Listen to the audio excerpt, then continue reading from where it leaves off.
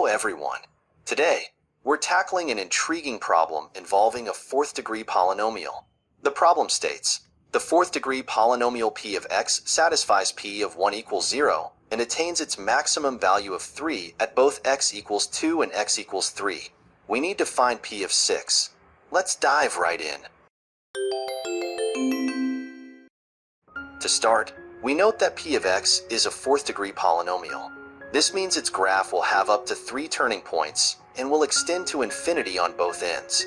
Given that the polynomial attains maximum values at x equals 2 and x equals 3, the graph of y equals p of x has these points as local maxima. Sketch y equals p of x, showing the peaks at x equals 2 and x equals 3 with a maximum value of 3.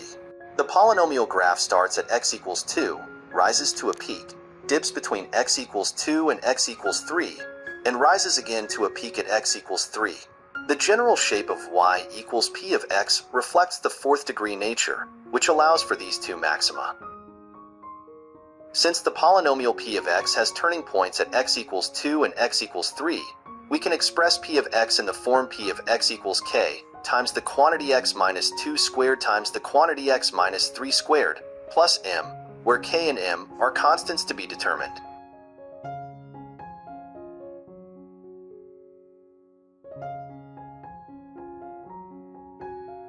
We know from the problem that p of 2 equals 3 and p of 3 equals 3. Let's substitute x equals 2 into the polynomial equation. We find that m equals 3.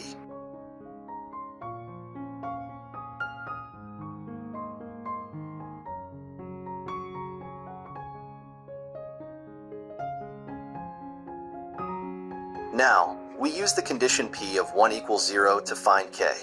Substituting x equals 1, we have p of 1 equals k times the quantity 1 minus 2 squared times the quantity 1 minus 3 squared plus 3, which equals 0. So k equals negative 3 over 4.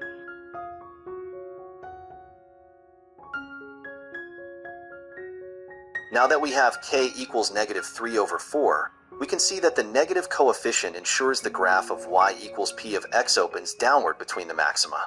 This matches our expectations for a fourth-degree polynomial with 2 local peaks.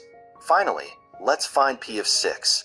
We have p of 6 equals negative 3 over 4 times the quantity 6 minus 2 squared times the quantity 6 minus 3 squared plus 3.